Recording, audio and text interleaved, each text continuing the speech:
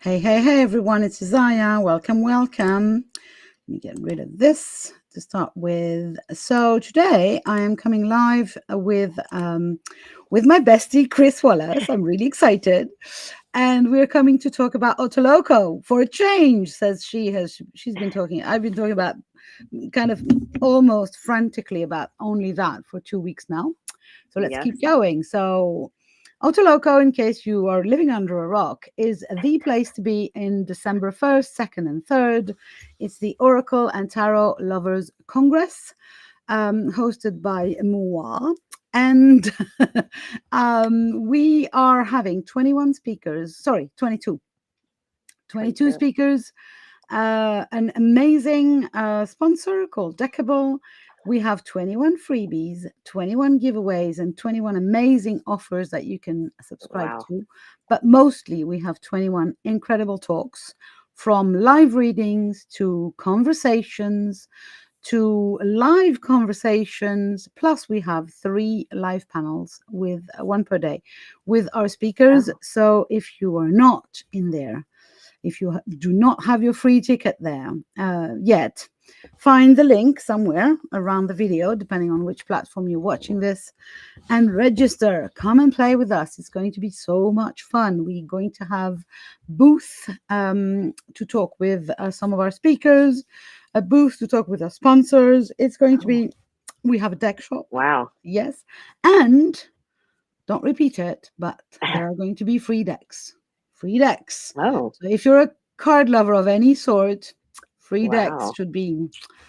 So yeah, hopefully it's going to be fun. It's going to be different than any other tarot or oracle conference you've been to, and it's free. So you can also, if you want to, register for a paying ticket and get incredible bonuses. You will find all of that if you follow the link somewhere. And for once, I am not organizing this summit with Kris because this is a crazy idea that I've had on my own.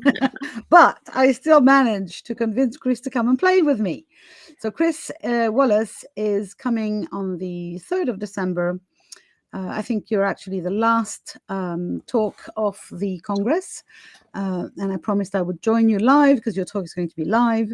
And your subject is one that I love very much. It's when do I need a card? So it's not about lecturing people, but about your private experience with the cards, this is exactly what I'm interested in. Plus, we might pull some cards, just in case. I can't believe I haven't pulled a card this week. Oh. That's how crazy. Yeah, you've had a crazy week. I actually pull when I've got some crazy weeks. I try to do that one on the Sunday and pretend it's for the whole week. So. Oh, well, that's what I will do then.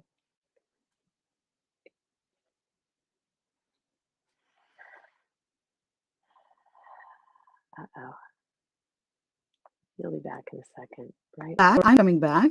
There you are. Yes. There you are. Okay, well, too many people in my house, so slow bandwidth. That's why I'm leaving very soon from here to go in a place where I have more bandwidth. So let's dig deep today. So the plan with these little flash interviews is that I have 2 questions. One is a serious question and one is a less serious question. So my serious question for you is, do you remember a memorable experience where a reading, whether tarot or oracle, for yourself or for somebody else, kind of had a big effect, or kind of a memorable thing that somebody told me I was going to have a baby and I did, or kind of. I remember my very first reading, and this was before I was aware of anything. Like, this was, I always had this slight fascination with, I don't know, I don't even think I knew what tarot was, but I was, it was a summer I spent working in a law firm in, not Cincinnati, Ohio, across the river from Cincinnati, Ohio. Sorry, American geography, in Kentucky. And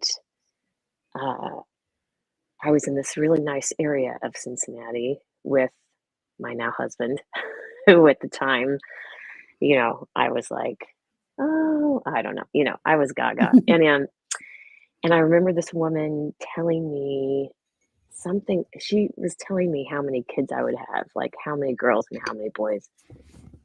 And at the time, I was like, what? Like, I wasn't even, kids were not on my radar. I was going to be a lawyer and had no thoughts of having a family. But I know her answer like shocked me. And I was like, are you kidding me?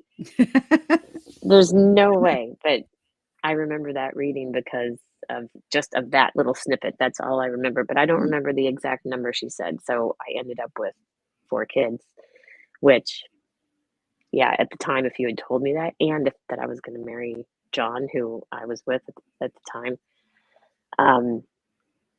yeah, that would have. Well, that's a good one. Yeah, I don't remember my first reading at all. But you were kind of around this stuff though, growing up, weren't you? Different story, but yeah, I'm kind of crazy people all around. So yeah. But I just always had this fascination. It was always in the back of my mind. I was always so curious. And that was the first time that I was like, I'm going to do this. Very good. Thank you. Now for my less serious question. Let's say you have a new client and your new client is a fictional character. Oh. So who would that be and what would they ask you? Oh my gosh, like for a reading? Yeah. So I don't know. Let's say, it can be from a movie or a book or cartoon or even from a song. I've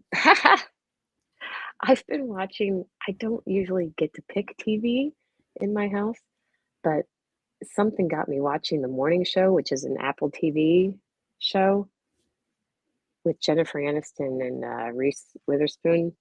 And it would be one of those 2 characters. Let's see.